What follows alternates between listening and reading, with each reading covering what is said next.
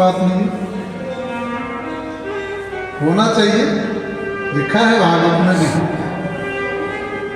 भगवान का कीर्तन होना चाहिए।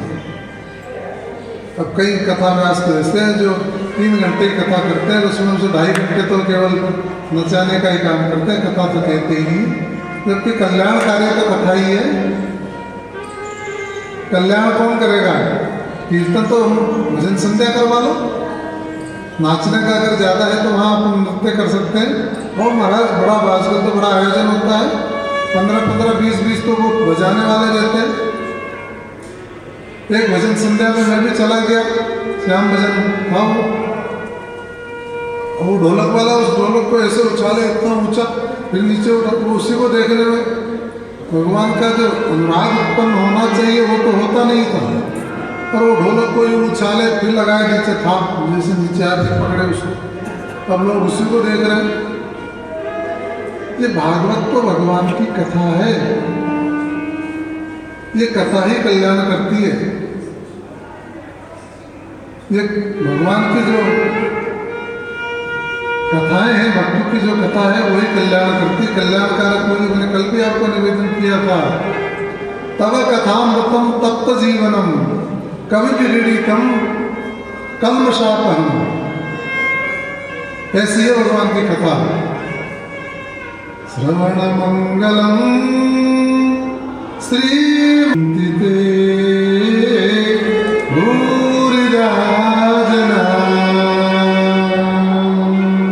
तो वो तो कथा ही करते थे, इतना साजबाज नहीं था उनको, जबकि वो बड़े गायक थे, वो संगीतज्ञ थे।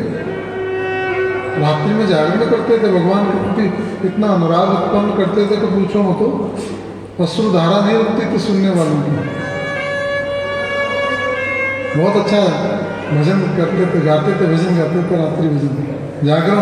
वो जागरण की प्रथा भी अब लुप्त हो गई धीरे धीरे, और अब होती भी है तो पहले तो सूर्योदय जब तक रात प्रभाती में जब तक 3-4 भजन नहीं हो जाते थे तब तक विराम की लेते थे, फिर उसके बाद आरती होती थी। आजकल होती भी है तो 12 बजे से पूर्व होकर सारा। जीवन में एक लालसा रहती थी कि मैं कैसे भी करके भागवत कथा तो आयोजित करवा लूँ, और भागवत कथा कराने के बाद में अपने आप को धन्य समझते थे।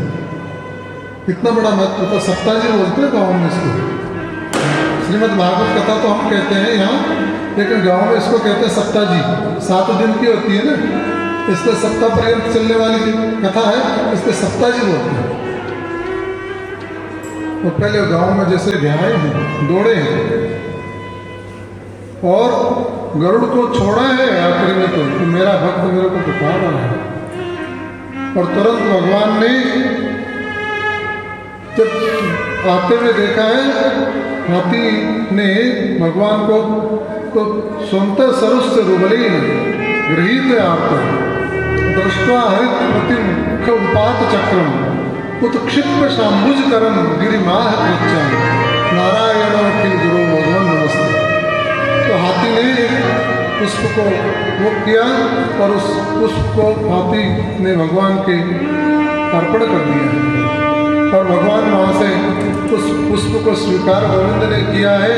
और भगवान ने गरुड़ को त्याग करके और तुरंत आकर के और गज की जो सूंड है उसको पकड़ करके पानी से बाहर खींचा है, और अपने सुदर्शन चक्र से ग्रह का मस्तक काट दिया। हाल में हाल कियो मकराल कराल ते आज कृपाल छुड़ाओ।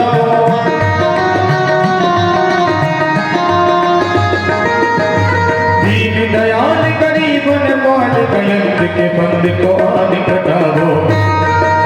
वो जो ग्रह था जिसका भगवान ने पहले उद्धार किया, बोले पहले उद्धार क्यों किया ग्रह का? क्योंकि भक्त के चरण जो पकड़ लेता है उसका भगवान पहले उद्धार करते हैं। जहां भगत मेरो पाम धरे वहां धरूं में हाथ, लारे लारे मैं फिरूं कदे न छोड़ूं साथ। भक्त वत्सल भगवान इतने करुणा निधान है, खुद के पैर पकड़ने वाले का नहीं, खुद का स्मरण करने वाले का बाद में उद्धार किया, पहले ग्रह का उद्धार किया है। क्योंकि उसने भक्त का, जो गजेंद्र भगवान का भक्त है, उसके पैर पकड़े हैं। और देखिए स्त्री से घिरा हुआ रहता था, और एक बार देवल नामक के ऋषि सरोवर में स्नान करने के लिए प्रवेश जैसे देवल ऋषि ने किया, उसी समय हूहू नामक का गंधर्व भी अपनी स्त्रियों के साथ में वहां पर जल क्रीड़ा कर रहा था। उसने डुबकी मार करके देवल ऋषि का पैर पकड़ दिया अपनी स्त्रियों को प्रसन्न करने के लिए, कि देखो पैर पकड़ने से ऋषि कितने छटपटाते हैं। अब जिसका नाम ही हूहू हो वो तो काम भी ऐसे ही करेगा। ये नाम का बहुत वो है महाराज, इसलिए तो हम कहते हैं कि नाम सही होना चाहिए, भगवान का नाम होना चाहिए। और नाम जो है ना, कलयुग में तो नाम का ही महत्व है, नाम संकीर्तन का ही महत्व है। तो क्यों ना हम हमारे बच्चों का नाम भी भगवान के नाम पे ही रखें। बहुत सुंदर सुंदर नाम है और खूब सारे नाम हैं। गोपाल सहस्त्र नाम में, सहस्त्र नाम में, विष्णु सहस्त्र नाम में भी 1000 नाम है भगवान को, और भी कई नाम है। पर आजकल क्या करते हैं, ऐसा नाम रखना चाहते हैं जो विलक्षण हो, जो कोई नहीं हो, किसी का नाम नहीं होना चाहिए साहब ऐसा। और गूगल में और जाके देख लेते हैं, उस गूगल में और देखते हैं, ऐसा नाम बताओ जो और का नहीं होना चाहिए। क्या सिद्ध करना चाहते हैं? उनका नाम कैसे कर दिया उन्होंने, कहा भाई ये कृपा मेरे ऊपर करो। कैसी तो राक्षस था हमारा, भगवान ने जिसका अवतार किया है वो कैसे राक्षस हुआ, ये कैसे हटाओ, ये कैसे मत लिखो मेरे आगे, तो अर्थ का भी अनर्थ कर देते हैं। भगवान का नाम रखना चाहिए। और माताओं को इसमें पहल करनी चाहिए। माताओं की ये तो विशेषता है, एक तो अपने पति का नाम नहीं लेना चाहिए। पति का नाम लेते हैं, हमारे शास्त्रों में है, संस्कृति में ये है कि पत्नी अगर पति का नाम लेती है और पति अगर पत्नी का नाम से कोई पुकारता ना, तो आयु क्षीण होती है, आयु कम होती है। ध्यान रखने की बात है। हमारे गांव में तो अभी भी नहीं लेते, शहर में तो प्रचलित ही हो गया, गांव में नहीं लेते। हाँ तब शरणम ये कराते थे। अब कई व्यास तो कई होते हैं जो अलग अलग कराते हैं, कई को नहीं आता है तो एक ही कीर्तन करा देते हैं, और वो एक ही कीर्तन कराते थे। कालिया नंदन कंस निकंदन देवकी नंदन तब शरणम, कालिया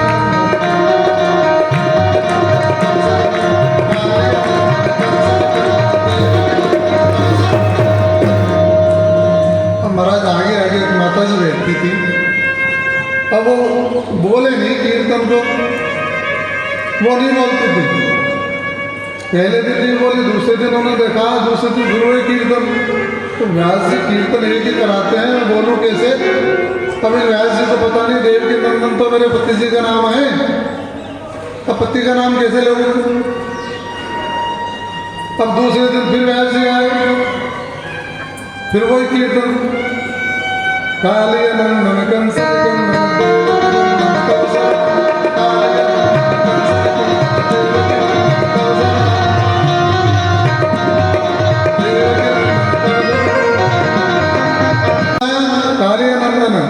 कंस निकंदन देवकी नंदन, जैसे उन्होंने बुलाना शुरू किया, कालिया नंदन कंस निकंदन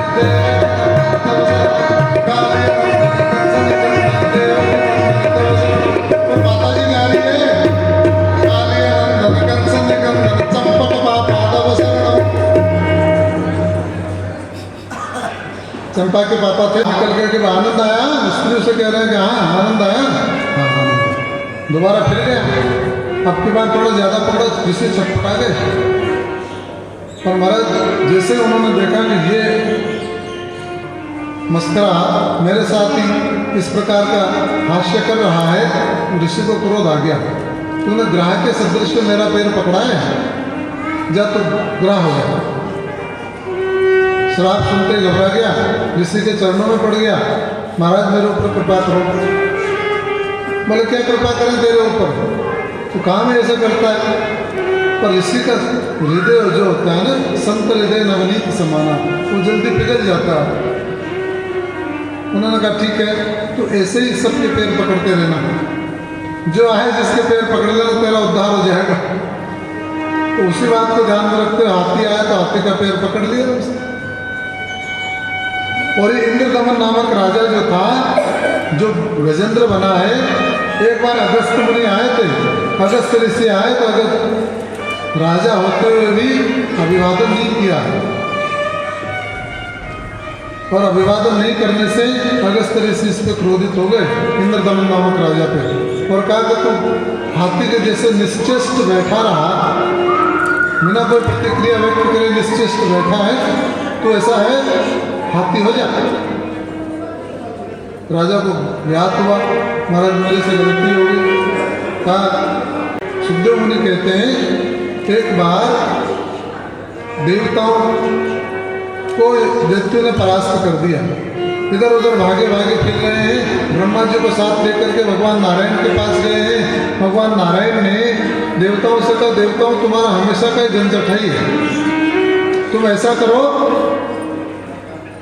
समुद्र मंथन का प्रयोजन करो, समुद्र मंथन करो।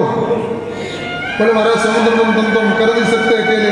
बोले अकेले तो नहीं कर सकते, लेकिन दैत्यों को साथ ले, तुम्हारे पिता तो एक ही है ना, तुम्हारे भाई है दैत्य, उनको साथ ले लो। ये दैत्य तुम्हें हरा देते, तुम भाग करके इधर आ जाते हो, अमृत जब तुम पी लोगे तो तुम्हारा ये कलेश मिट जाएगा। परास्त होने का यहाँ से बेदखल स्वर्ग से होने का भगवान ने प्रेरणा दे दी। अब उन्होंने कहा महाराज ठीक है आप जैसे आगे, तो बोले दैत्यों के पास जाओ, और दैत्य बोले हमारी बात मानेंगे नहीं, बोले मानेंगे। तो बोले कैसे, बोले अही मूसक वक्त। भगवान नारायण ने कहा कि सांप और चूहे के जैसे, सांप पे चूहे में बैर है, उनमें जन्मजात बैर है सांप पे चूहे। सांप चूहे को देखते ही 1 मिनट में नाश्ता कर जाता है, छोड़ता नहीं, 1 मिनट में नाश्ता कर जाता है।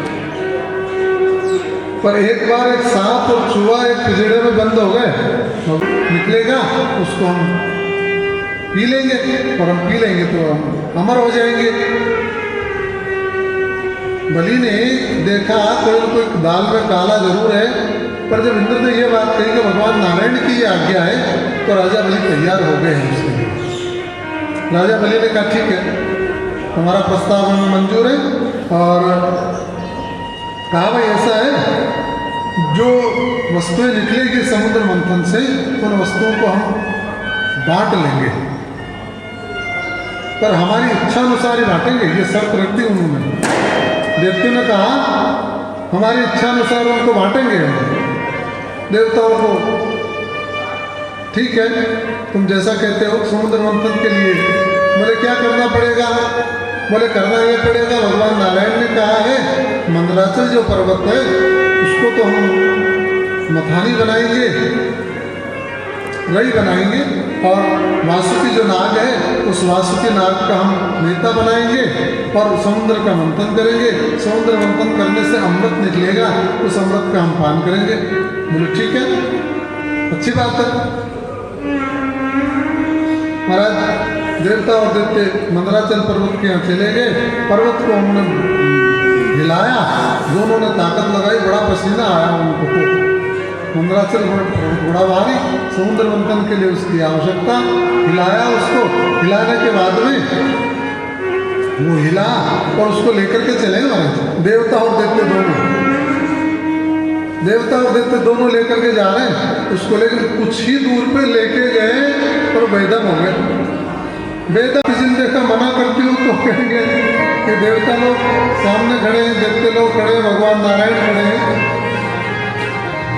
मैं मना क्यों करूँ?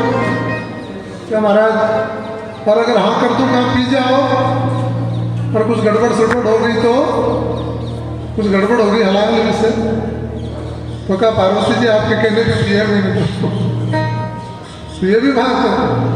पर माता पार्वती ने कहा है आप शरणागत वत्सल हैं, भगवान भोलेनाथ देवता जैसा आपको जो विश्वास रख के आपके पास आए हैं आपको वैसा ही करना है। जब ऐसा कहा है तो भागवत में लिखा महाराज ततः करतली कृत्या करतली में लिया है। व्यापी अलांग सं वक्ष्यं महादेव कृपया भूतवाना।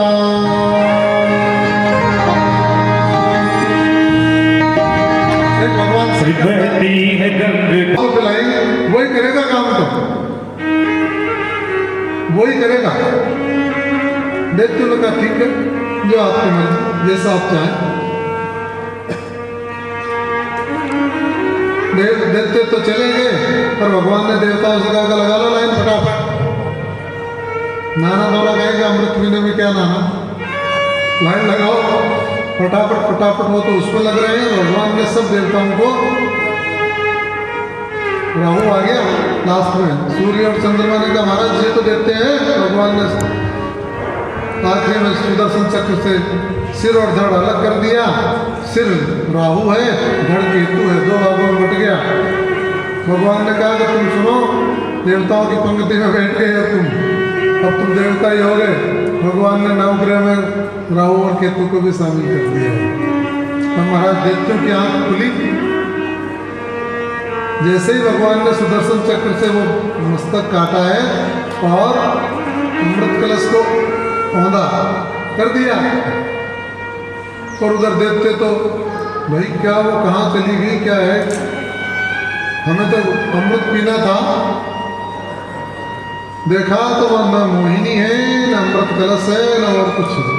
बड़ा क्रोधित हो गए देखते। बोले सारा ये देवताओं की चाल है,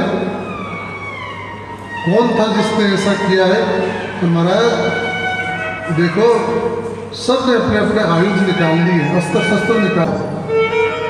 और किसी के साथ अगर छल होता है तो उनको क्रोध ज्यादा आता है। देवताओं को पीछे कर दिया दैत्यों ने, इतना जबरदस्त युद्ध किया है। जब देवता भागने लगे, भगवान नारायण ने प्रकट हुए। भगवान नारायण ने कहा देवताओं कहाँ भाग रहे हो, तुम्हें याद नहीं है, अमृत पी लिया तुमने तो। बोले महाराज अमृत तो पी लिया, पर लेकिन ये पार नहीं पड़ रही है, पार नहीं पड़ रही है। तो भगवान नारायण स्वयं आए हैं। भगवान नारायण ने मदद करी है। देखिए आप, भगवान नारायण ने देवताओं के तरफ से युद्ध किया है और त्रिशूल को काटा है और काल लेवे के मस्तक को भी काट दिया है। माली और सुमाली नामक के जो दो राक्षस थे वो आगे बढ़े हैं, नारायण ने उनको भी मार के गिरा दिया है।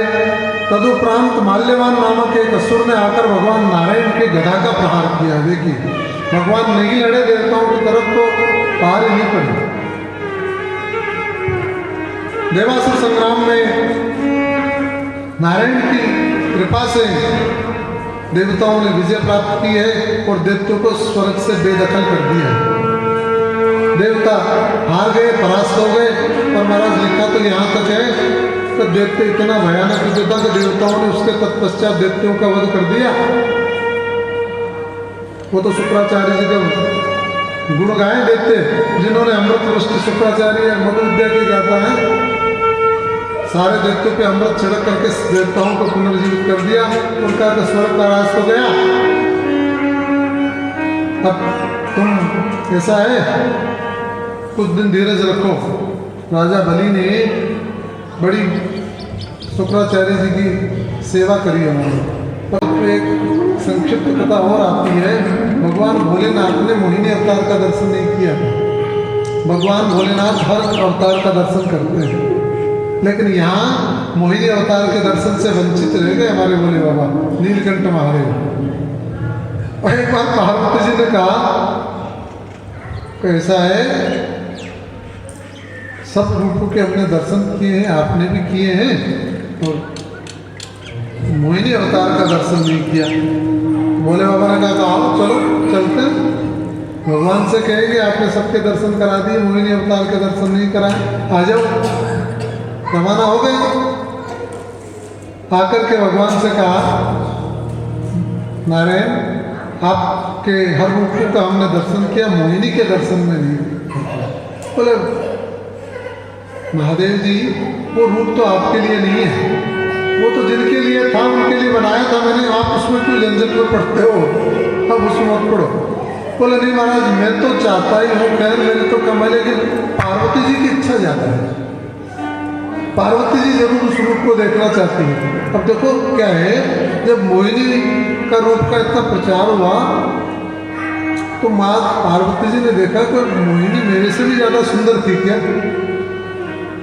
स्त्री में होती है प्रतिस्पर्धा कि मेरे से ज़्यादा सुंदर है क्या, मैं देखूं तो सही।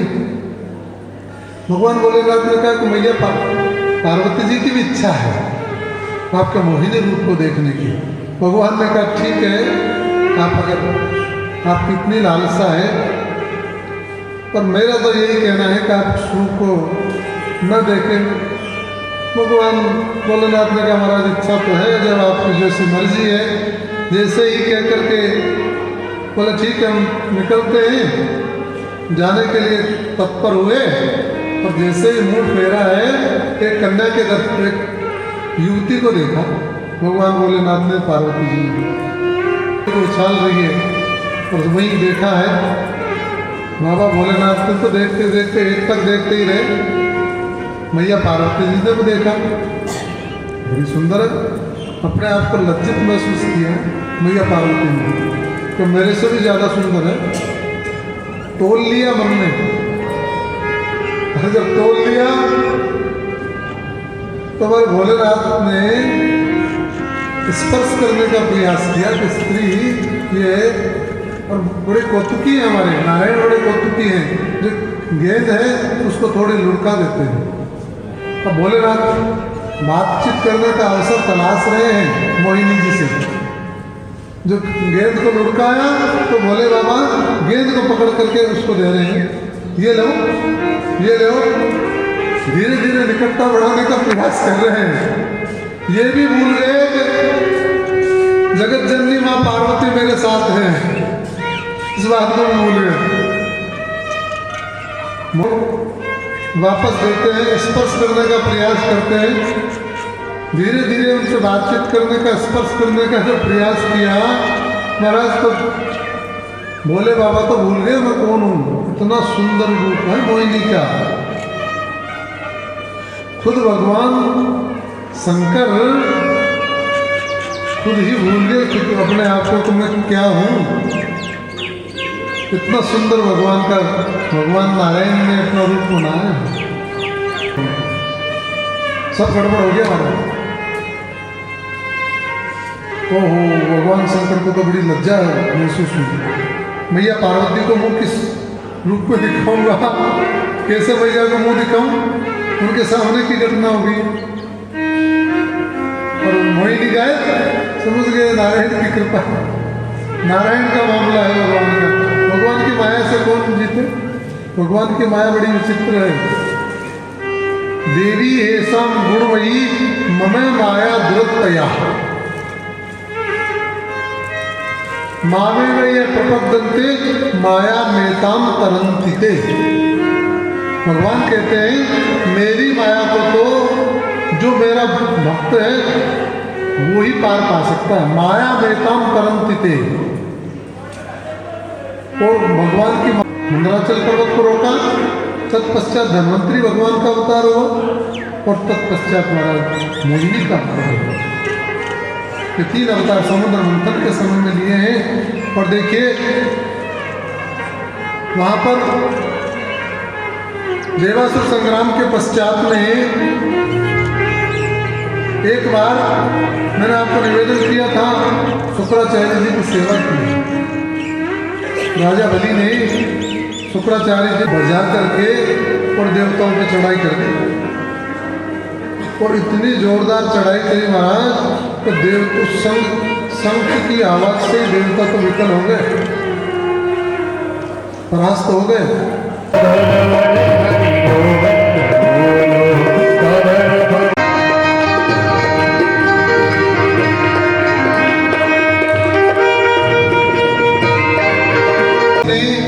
बड़ी खुशी मनाई महाराज। इतना अद्भुत रूप है, इतना अद्भुत लावण्य है, कह नहीं सकते। वामनं दृष्ट्वा मोदमाना महर्षया कर्माणि कार्यामाशु पुरस्कृत्य ते प्रजापति। सारे देवताओं को, ऋषि मुनियों को वहां पर ब्रह्मा जी आ गए। रूप है, भगवान का अवतार है। और देखिए जो कश्यप ऋषि हैं, उन्होंने आगे बढ़ करके उनके जातकर्म संस्कार जो है उनको करना प्रारंभ शुरू कर दिया है। यज्ञोपवीत संस्कार शुरू कर दिया है। सारे देवता वहाँ पर उपस्थित हो गए महाराज, और सब अपनी अपनी वस्तु जो है ना वो उनको भेंट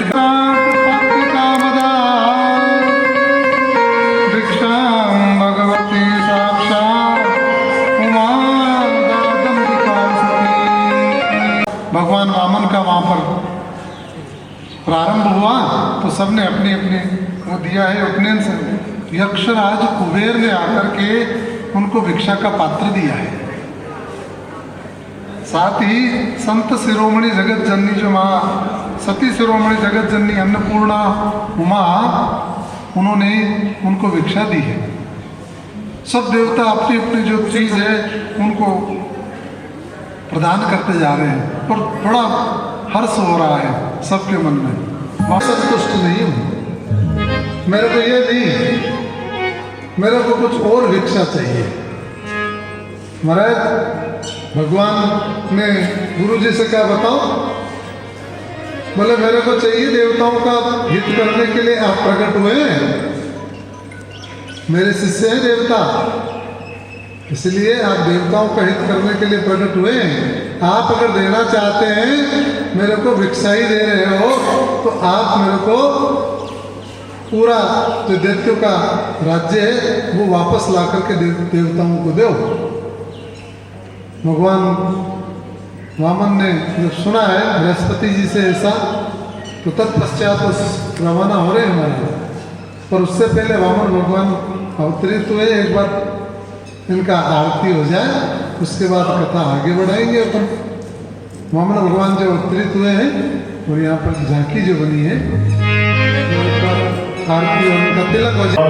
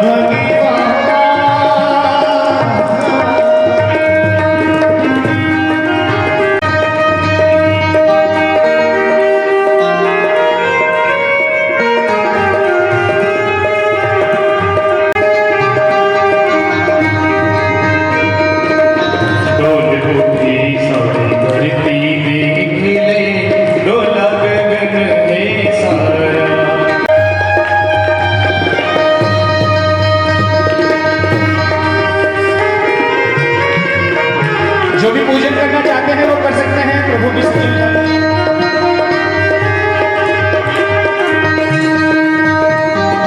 आज तेरा मेहमान, तेरा होगा बड़ा एहसान की जुग जुग तेरी रहेगी शान, भगत भर दे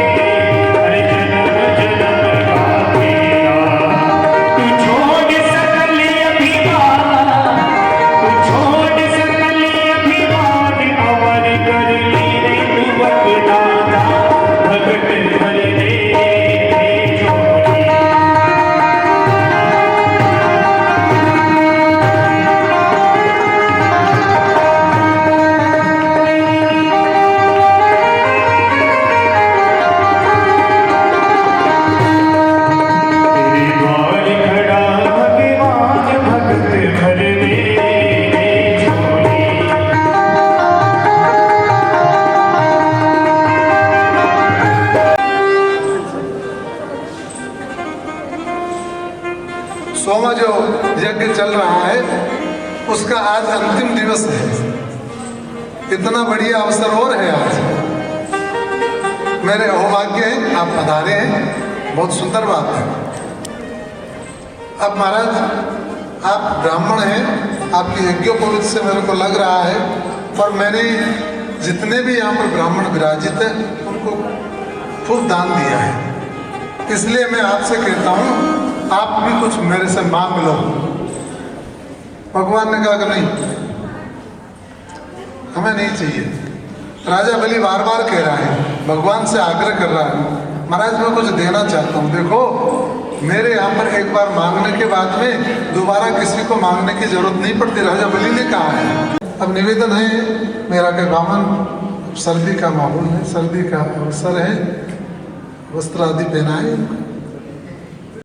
अब इधर बलि बार बार कह रहा है, भगवान ने विचार किया ठीक है, बोले आप चाहो तो मैं आपके लिए ब्राह्मण की कोई सुंदर कन्या, आपके अनुरूप कोई कन्या का चयन करने के लिए मैं प्रयास कर सकता हूँ महाराज, आपका विवाह करा सकता हूँ। आपका विवाह हुआ नहीं ना अभी, इसलिए आपका विवाह भी मैं कोई ब्राह्मण की कन्या देख करके विवाह करवा दूंगा। वो आप चाहो तो वो कह दो मेरे से, आपके मन में जो है वो कह दो।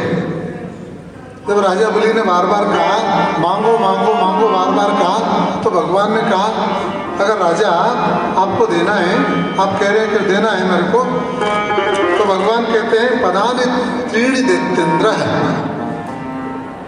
पदानि त्रीणि दैत्येन्द्र संवितानि पदाम मम है। नाम पर कह दिए जो मांग लिया सो मांग लिया। आपको संवितानि पदाम मम है, मेरे पैर नाम करके दे दो। भूमि मांग रहा है तो ब्राह्मण तो ज़्यादा मांगते हैं, लेकिन ये 3 पैर भूमि मांग रहा है, ये भी कह रहा है कि मेरे ही उसकी चाहिए, मेरे ही 3 पैर होने चाहिए। शुक्राचार्य जी ने दिव्य दृष्टि से देखा तो उन्होंने पता लगा ये तो भगवान है। दिव्य दृष्टि से देख करके पता लगाया। राजा बलि ने इधर कह दिया हमारा 3 पैर भूमि आप कह रहे तो मैं दे दिया, मुझे दे दिया, ये तो आप मुंह से बोल दिया। लेकिन इतने बड़े राजा से जो स्वर्ग का राजा बलि के पास मना कर दिया, राजा देना मत दो। बोले महाराज ये क्या बात हुई, नहीं देना नहीं, इनको 3 पैर भूमि जो कह रहे हैं मत दे। शुक्राचार्य जी कह रहे कि राजा ऐसे विरोचने साक्षात भगवान विष्णु रवैया,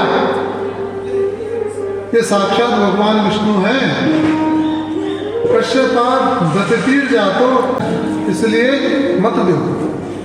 राजा बलि ने कहा महाराज दूं कैसे नहीं, देना तो पड़ेगा, मैंने कह दिया, मैंने इनको बोल दिया अपने मुंह से जब बोल दिया तो मेरे को देना तो पड़ेगा।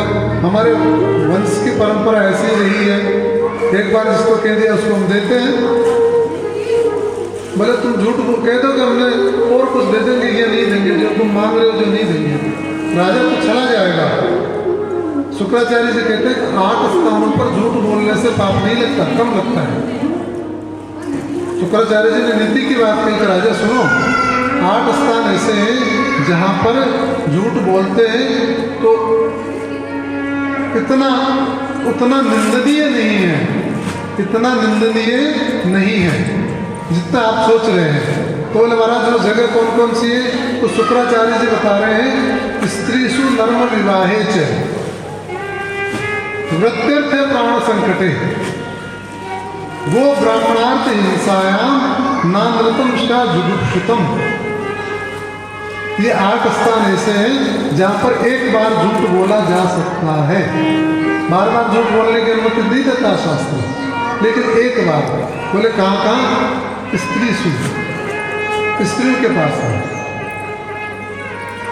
कोई इस तरह का संकट आ जाए जिससे उनकी धड़कन बंद हो जाए तो स्त्रियों के समक्ष झूठ बोल देते हैं कि नहीं ऐसा नहीं, इतना किसी कन्या का विवाह हो रहा हो और आपसे कोई पूछ ले कि महाराज आपने वहाँ कथा करिए, भागवत करिए, वो कन्या आपके यजमान की पुत्री है, वो कैसी है, तो ये बोलने में नुकसान नहीं है, हाँ बढ़िया है, अच्छी है। क्योंकि कथा में ये तो ज्ञात रहता नहीं है भाई, हाँ हमें ध्यान नहीं रहता, लेकिन ये इस प्रकार का नर्म आजीविका पूरी नस्ल खत्म होने जा रही है, तो एक बार झूठ बोला जा सकता है वहाँ पे भी। और यहाँ राजा तुम्हारे को सारा ही मामला संकट में पड़ रहा है, इसलिए ये 8 स्थान है प्राण संकट है, जब प्राण संकट में आ जाए वहाँ भी एक बार झूठ बोल देना चाहिए। और गो ब्राह्मणार्थ हिंसायाम, गो की रक्षा में, गाय की रक्षा जहाँ हो रही हो, एक बार करपात्री जी महाराज बता रहे थे एक जगह पे एक गो आई है और वो उसके पीछे एक आदमी लगा हुआ है कसाई, आकर के वो गो जैसे ही निकल करके चली गई, अब वो आके पूछे भाई आपने देखा तो झूठ बोलने में वहाँ, क्योंकि गौ माता की रक्षा करनी है, निंदनीय नहीं है, बोला जा सकता है। गो ब्राह्मणे हिंसायाम नान्यतम, इन 8 स्थानों पर नान्यतम शायद जुगुप्सुतम, गो की रक्षा के लिए। और महाराज देखो गो की रक्षा तो मैं आपको निवेदन करूं, हमारा भारतवर्ष गो सेवा के लिए जाना जाता है, और आजकल थोड़ी गलत हो गया। गो हत्या जब तक ये कलंक भारत के माथे से नहीं मिटेगा ना, तब तक भारत विकसित राष्ट्र भी नहीं हो सकता। गाय की सेवा में तो इतने चमत्कार हमने हमारी आंखों से देखे हैं, कई जगह देखा है। हमारे एक मित्र हैं, वो गोपालक थे, जब गोपालना बंद कर दिया उनके घर में बड़ा संकट आ गया। गोपालना जब उन्होंने वापस शुरू किया, संकटों का समाधान हो गया। इसलिए गो सेवा जरूरी है, करनी चाहिए। गाय में सब देवता निवास करते हैं। एक बार लक्ष्मी माँ ने प्रार्थना करी थी गौ माता से कि सब देवता निवास करते हैं, लेकिन मेरा नंबर तो आया ही नहीं। गौ माता ने कहा सारी जगह फुल हो गई मेरी, तो रोम रोम में देवताओं का वास है, केवल एक जगह बची है। अब आपको मंजूर हो तो देख लो, गाय का जो गोबर होता है उसमें लक्ष्मी का वास है। लक्ष्मी ने कहा ये तो सौभाग्य की बात है, ठीक है ये जगह ही ले लूं, ऐसा है मेरा। और देखो ये जो गो हत्या बंद होने से कई नासमझ जैसे कहते महाराज आप कहाँ का बंद करोगे, अमेरिका में देखो, कनाडा में देखो, वहाँ देखो। अरे वहाँ छोड़ो, वो गाय नहीं है वहाँ, गौ माता नहीं है वहाँ, गाय के सदृश पशु है वो, गौ माता नहीं। गौ माता तो केवल और केवल भारतीय उपमहाद्वीप में ही पाई जाती है। गौ माता केवल भारतीय उपमहाद्वीप में मिलती है, वो जिसके ऊपर निकला रहता है, देसी गाय जिसे कहते हैं, पर वो है गौ माता। कभी तो आप किसी को भी गौ के सदृश कोई हो तो उसको गाय का नाम दे दो, लेकिन वो गाय नहीं है, भारतीय उपमहाद्वीप में ही पाई जाती है। पर देखो गो हत्या तो भारत से बंद होनी ही चाहिए। हम सब मिलकर प्रयास करें, हम सब मिलकर प्रयत्न करें, इस प्रकार का उद्यम होना चाहिए कि कलंक हमारे माथे पर से मिटना ही चाहिए। तो हम लेंगे, ये प्रण कर लीजिए आप, क्योंकि इसमें दोष नहीं है। बोलिए जय श्री कृष्णा। महाराज इस प्रकार का शुक्राचार्य जी राजा बलि को कह रहे हैं, बलि तुम्हें छलने के लिए आए, ये भगवान का स्वरूप है। कश्यप और अदिति के पुत्र बनकर के आए, देवताओं के हितैषी हैं। राजा बलि ने कहा महाराज नहीं हो सकता, मैं नहीं मना कर सकता, अब मैं तो संकल्प करूंगा ही करूंगा। महाराज जो पत्नी है विंध्यावली, उनसे जाकर के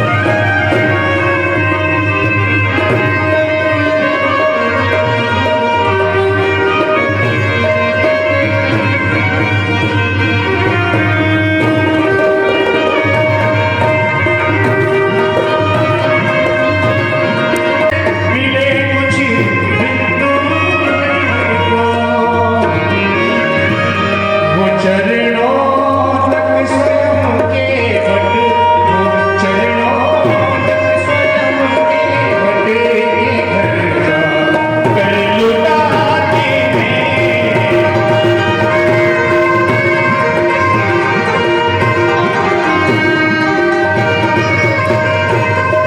लगी हरि भक्त कहते हैं उसे गुण पर दया निधि रीझ जाते हैं रीझ जाते हैं रीझ जाते हैं। बोली गोविंद देव जी महाराज की, हीरा दरबार की, बोली सांची दरबार की।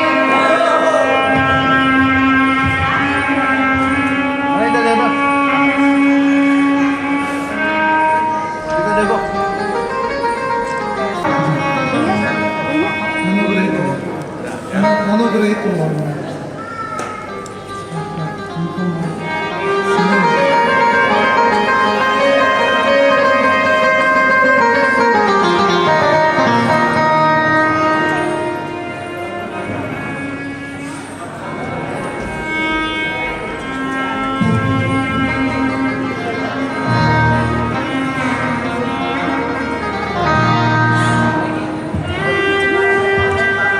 करुणा निधान सावरा रखता मेरी खबर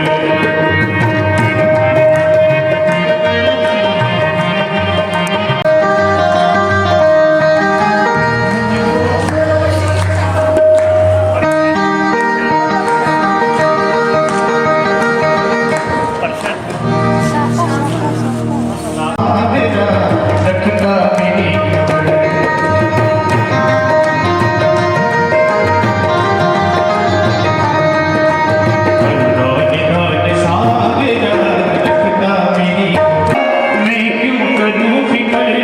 जिनसे अत्यधिक जुड़े हुए हैं ऐसे अवतार दो हैं, भगवान राम और भगवान कृष्ण। जन जन में भारत के जन जन में, भारत नहीं इस संपूर्ण ब्रह्मांड और सृष्टि के जन जन में भगवान राम और भगवान कृष्ण समाये हुए हैं। भागवत में 9वें स्कंद में 24 अध्याय हैं और उन 24 अध्यायों में 12 अध्यायों में सूर्यवंश का वर्णन है। पिंड पधारे हैं तो चंद्रवंश कहलाते हैं। सूर्यवंश का वर्णन करते हुए सुखदेव जी महाराज बता रहे हैं कि ब्रह्मा के बेटे सबसे पहले ब्रह्मा की उत्पत्ति हुई है भगवान विष्णु के नाभि कमल से। ब्रह्मा के पुत्र हो गए हैं मरीचि, मरीचि के पुत्र हैं कश्यप और कश्यप के पुत्र हैं व्यवस्वान सूर्य, व्यवस्वान। और वहीं से व्यवस्वान से सूर्यवंश का प्रारंभ हुआ है। व्यवस्वान के पुत्र हैं श्रद्धादेव और उनकी पत्नी है श्रद्धा। और वहीं से इनके गुरु जी वशिष्ठ जी रहे हैं। सूर्यवंश के गुरु हैं वशिष्ठ। अब वहाँ पर विवाह हुआ चौंद ऋषि का। इसके अलावा नाभा जी 10 पुत्र हैं, उनमें एक भक्त है अम्बरीश। वो अम्बरीश राजा नाभाग के पुत्र हैं, भगवान के परम सेवक हैं।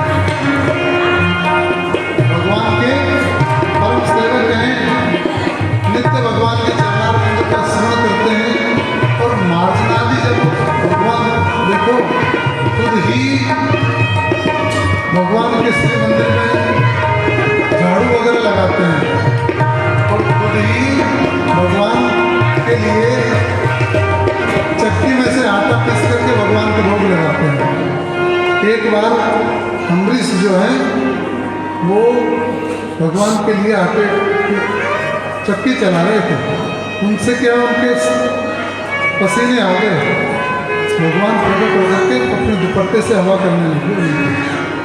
कितने भाग्यशाली है राजा अम्बरीश। भक्त शिरोमणि है, भक्तों की गाथा है ये, भागवत भक्तों की गाथा है। राजा अम्बरीश जो है भगवान के ध्यान में सदैव रहते हैं।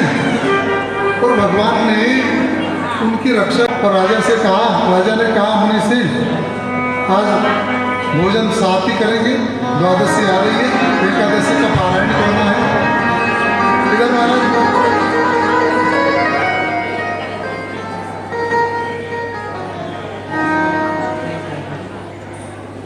अम्बरीश के आग्रह को दुर्वासा ने कहा ठीक है, आज का प्रसाद यही है आपको, पर पहले हम स्नान करके आएंगे।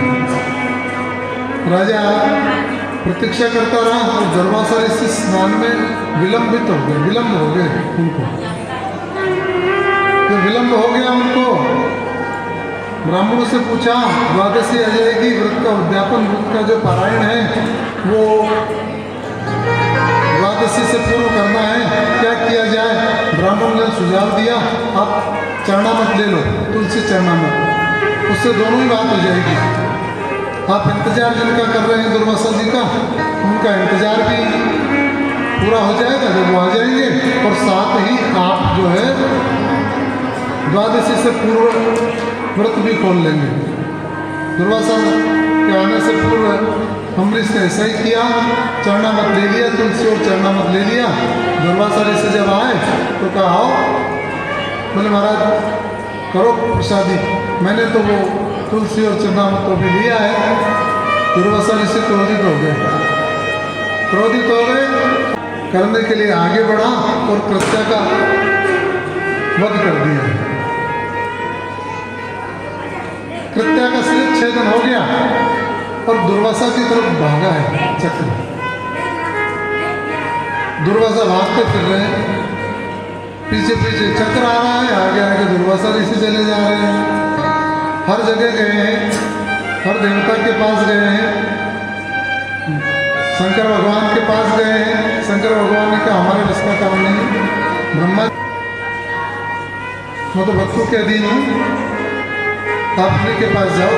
दुर्वासा ऋषि के पास आए, उनके पास प्रणति निवेदन किया है, प्रणाम किया है, कहा है कि चक्र दुर्वासा ऋषि को बचाने के लिए राजा अम्बरीश ने चक्र से कहा, अगर मैंने निश्चल भाव से भगवान की सेवा करी है तो चक्र तो शांत हो जाए, और चक्र वहाँ पर शांत हुआ है।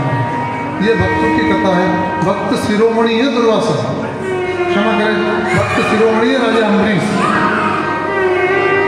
राजा अम्बरीश भक्त शिरोमणि है, भगवान जी का स्मरण करते हैं, ऐसे हैं राजा अम्बरीश जी। राजा अम्बरीश के पास आए, नारद जी जब अम्बरीश के पास आए तो उनके पास एक डायरी थी, लाल डायरी। उस डायरी में भक्तों के नाम थे। अम्बरीश ने पूछा नारद जी से, नारद जी ये डायरी क्या है ये? बोले इसमें भगवान के जो भक्त हैं ना उनका नाम है। तो उत्सुकतावश में नारद जी ने जब वो डायरी खोली तो उत्सुकतावश से अम्बरीश ने देखा कि भक्तों की लिस्ट में मेरा नाम है या नहीं, मेरा भी है कि नहीं। महाराज पूरा ऊपर से चला, प्रथम से पूरा करते करते करते आखिर तक पहुंच गए, अम्बरीश का नाम नहीं था। अम्बरीश तो निराश हो गए, भाई मेरी भक्ति में कमी रह रही है। ऐसा है, भगवान की भक्ति और करनी पड़ेगी। कथा जी मैंने राम रतन पायो जी मैंने राम रतन पायो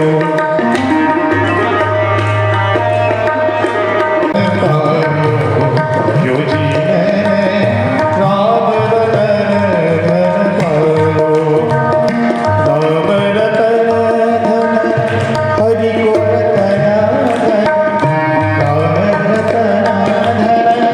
हरि को हरि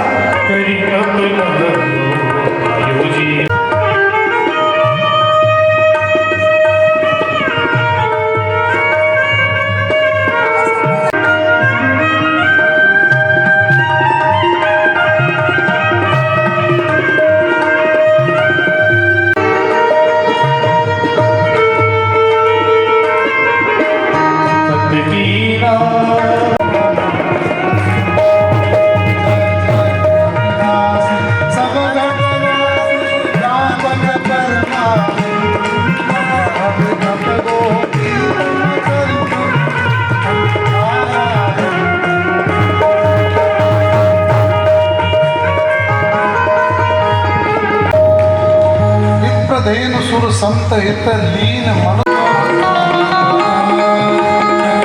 कर जोड़ी हंसती तोड़ी कहीं विधि करो अनंता आया गुण गाती तेरा माना वेद पुराण बनंता करुणा सुख सागर सवगुण आनन जयिका स्तुति संता समोहित लागी अनुरागी भयं प्रकट श्रीकंता मांडलिकाया गिरि माया रोम रोम गति वेद कहे नव पुरुषो वासी उपवासी सुनत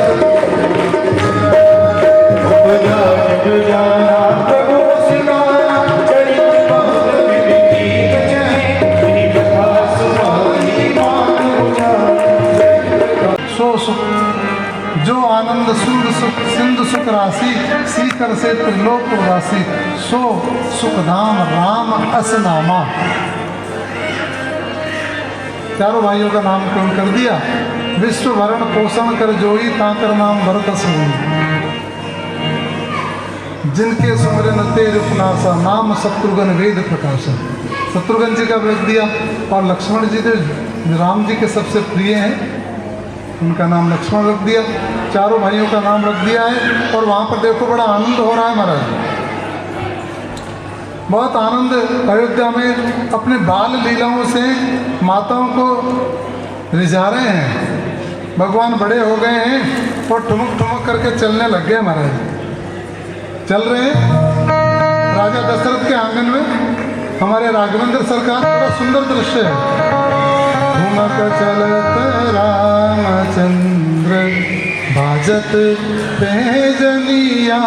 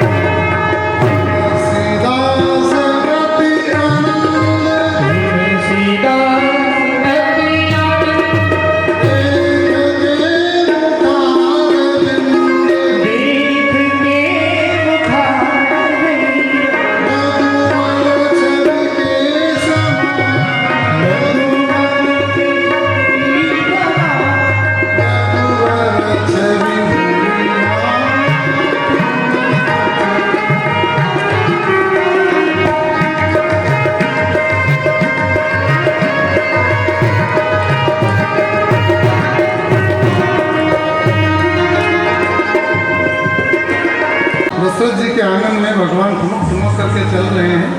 भगवान कृष्ण की बाल लीलाएं तो पूरी एक दिन चलती है महाराज। अब ये तो संक्षेप में है, इसलिए भगवान राघवेंद्र सरकार की बाल लीला का कहना भी आवश्यक था।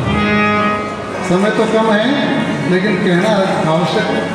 और भी भगवान की बाल लीलाएं बड़े मधुर लीलाएं हैं भगवान राघवेंद्र सरकार की। और मैं तो राम कथा भी करता हूँ, इसलिए दास रघुनाथ का नंद सुख का सखा, कुछ इधर भी रहा कुछ उधर भी रहा, सुख मिला अवध और ब्रजवास का, कुछ इधर भी रहा कुछ उधर भी रहा। हमारे तो इष्ट देव भगवान राघवेंद्र सरकार हमारे वर्षों से हमारी पीढ़ियाँ वहाँ सेवा करती आ रही है। हमें यह ज्ञात नहीं है कितनी पीढ़ियाँ हमारे गांव से हूँ मैं, तो जो वहाँ मंदिर है कितनी पीढ़ियाँ वहाँ भगवान की सेवा में चली आ रही है ये परंपरा। मेरे को भी, इस दास को भी सेवा का अवसर वहाँ मिलता है, राघवेंद्र सरकार की सेवा का। भगवान बड़े हुए हैं और गुरु ग्रह पढ़न गए रघुराई, अल्पकाल सब विद्या पाई। भगवान ने सारी विद्याएं प्राप्त कर ली है। वशिष्ठ जी गुरु जी हैं, सब विद्याओं का जब ज्ञान हो गया विश्वामित्र जी पधारे हैं। बोले कालिका और स्वभाव ऐसे राक्षस है महाराज, यज्ञ में विघ्न उत्पन्न करते हैं, आप चलो। दशरथ ने मना किया, वशिष्ठ जी ने कहा विज्ञान करो। वशिष्ठ जी लेकर के चले गए हैं राघवेंद्र सरकार को, और वहाँ पर जब ताड़का का इनका वध कर दिया, अहिल्या का उद्धार किया है भगवान ने। पर सत पद पावन शोक न सामन, प्रगट भई तब कुंज सही, देखत रघुनायक जन। महाराज अहिल्या का वहाँ पर उद्धार किया है भगवान ने, और जनकपुरी में आ गए। जनकपुरी में आने के तत्पश्चात हमारी जगत जननी माँ जानकी को प्रभु ने पुष्प वाटिका में देखा है, जानकी जी ने भी देखा है भगवान को। विश्वामित्र जी के साथ प्रभु वाटिका में रुके हुए हैं। जनक जी को ज्ञात हुआ, जनक जी वहाँ पर उपस्थित हुए हैं और कहा है, जब रामचंद्र जी को देखा तो बोले ये कौन है, ये कौन है?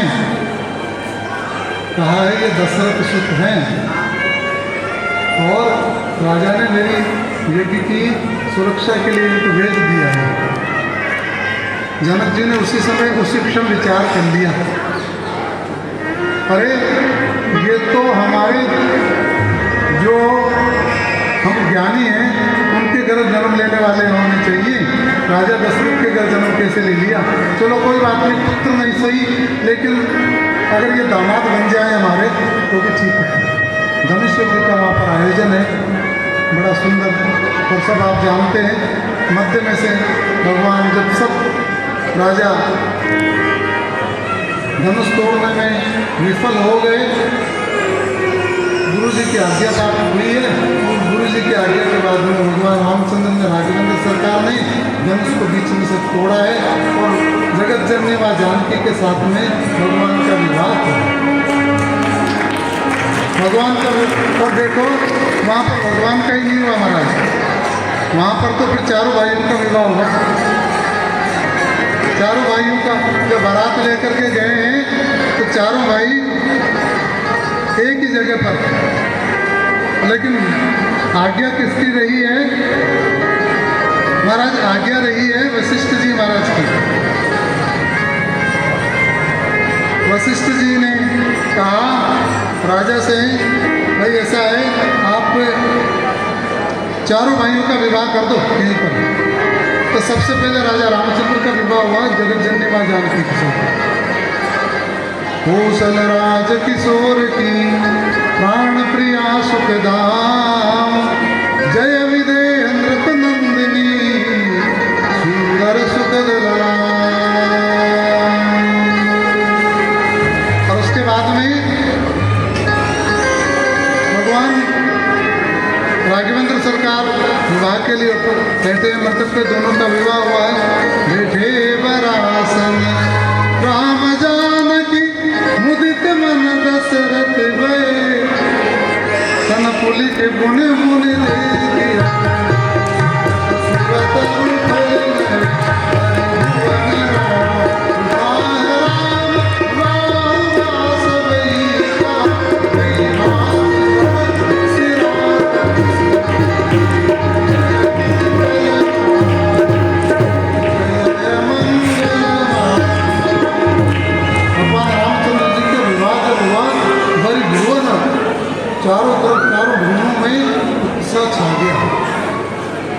बाद में वशिष्ठ जी का अनुशासन पाया है तो दोनों वर दुल्हन बैठे एक आसन है।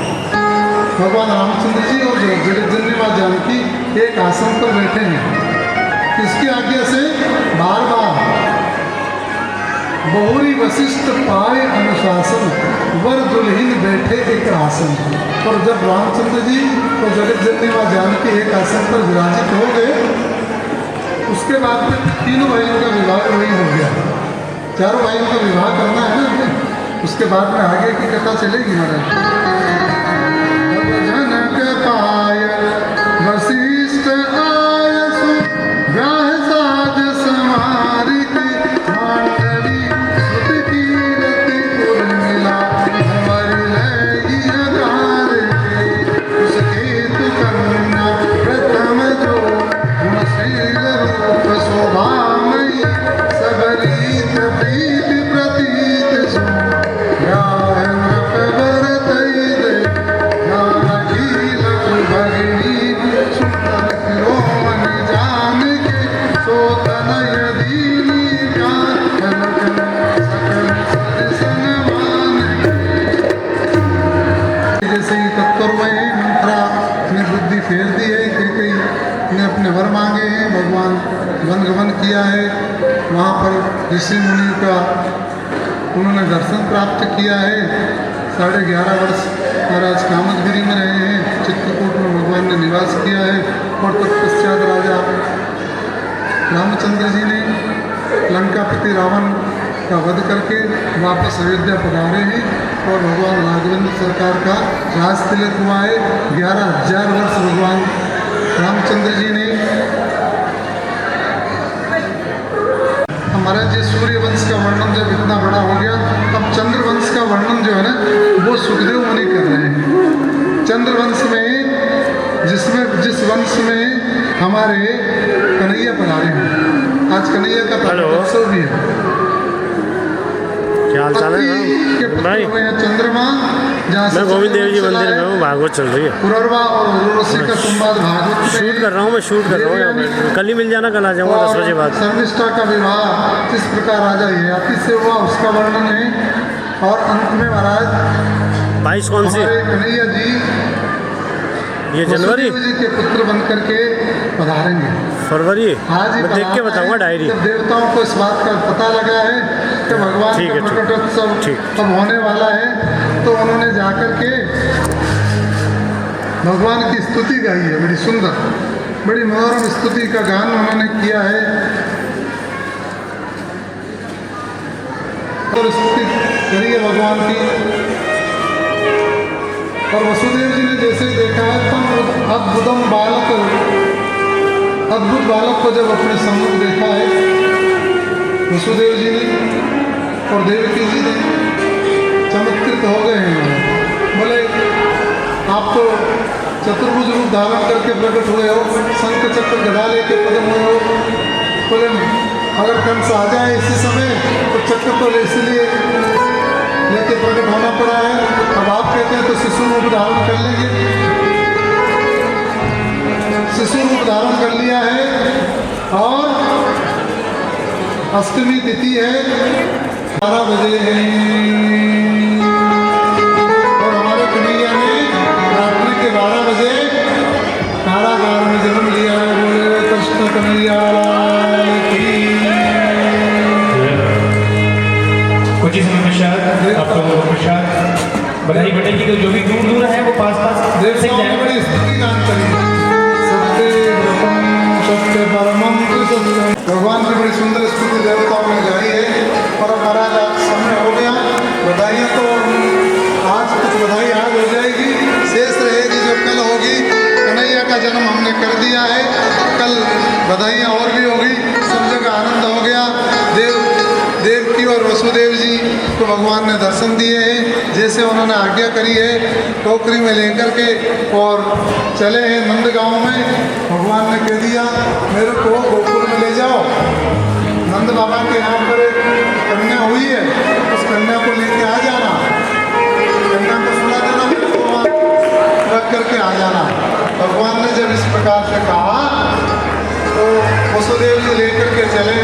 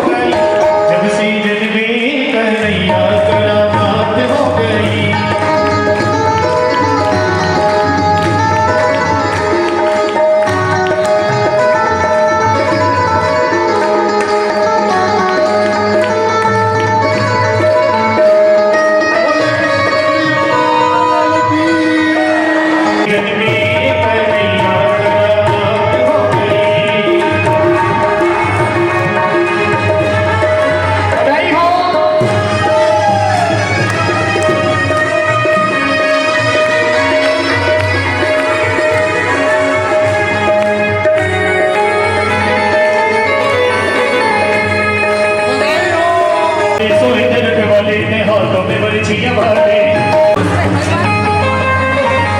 दे दे बधाई मैया दे दे बधाई लाला जन्म लाला जन्म सुन आई यशोदा मैया